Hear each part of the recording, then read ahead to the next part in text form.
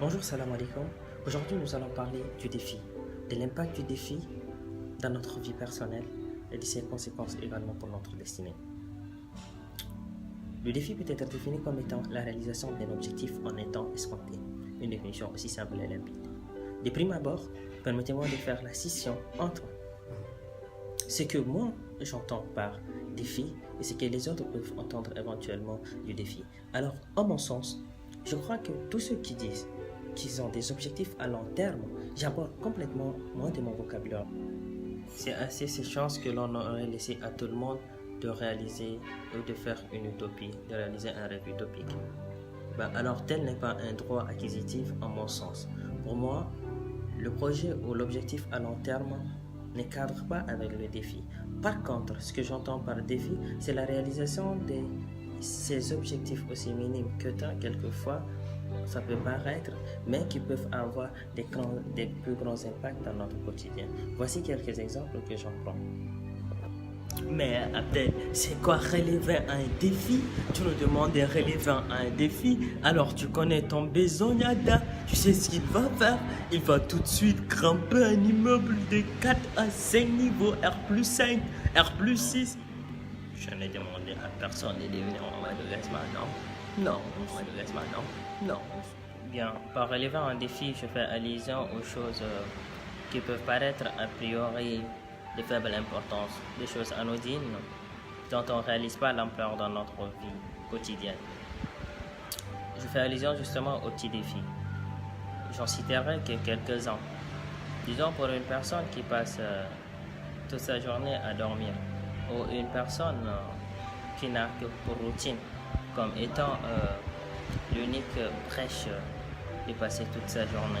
Alors comment cette personne peut passer de la routine à une autre chose, ou comment cette personne peut passer de sommeil à la vie normale et ordinaire? Mais oui, il faut relever un défi. Pour une personne qui dort toute la journée comme moi, le défi à relever serait juste de dormir durant toute une semaine.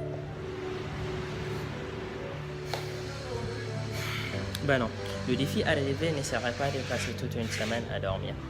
Bien au contraire, pour une personne qui veut véritablement changer, elle va prendre une décision de se réveiller très tôt le matin. Voilà ce que je lui suggère, c'est de prendre une décision de se réveiller et de mettre 3 à 4, 5 réveils. Ça ne serait pas facile du coup pour la première semaine. Mais plus quand tu le fais, tu verras que tu peux changer du coup. Une autre chose ou un autre exemple que je pourrais prendre, c'est celui, disons, d'une personne qui a la routine. Alors, qu'est-ce que tu fais de ta journée?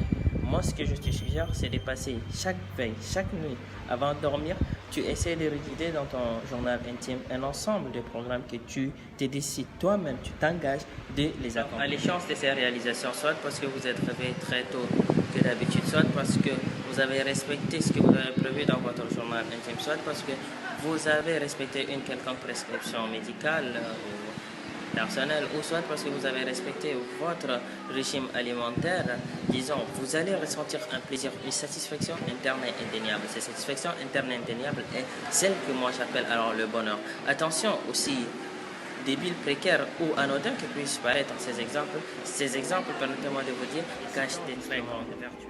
De vous lever très tôt le matin, vous avez décidé de changer. En mettant tous les jours des réveils au quotidien, vous avez agi pour changer avec persévérance. Alors, la décision de changer et l'action de changer cachent en elle ce qu'on appelle la détermination et l'optimisme ne sont pas des grandes vertus qui définissent un bon projet, une très bonne exaltation. Et ça, alors tout ce que j'essaie de vous faire comprendre à travers cette vidéo, c'est qu'on peut aller de rien en relevant un petit défi, un défi qui vous amène vers un très grand projet, une très grande réalisation. Alors justement, c'est en forgeant qu'on devient le meilleur investissement qu'il puisse exister au monde, c'est l'investissement personnel. Pour moi, cet investissement personnel n'est pas indispensablement et inlassablement que qu'en relevant des défis de manière quotidienne. Mesdames et messieurs, sur ce s'achève notre vidéo. Si vous avez aimé, n'oubliez pas de cliquer sur la touche j'aime. Et n'oubliez pas de vous abonner surtout et d'activer la cloche juste en bas pour recevoir d'éventuelles notifications. Merci beaucoup. Passez une excellente journée. Que Dieu veille sur vous.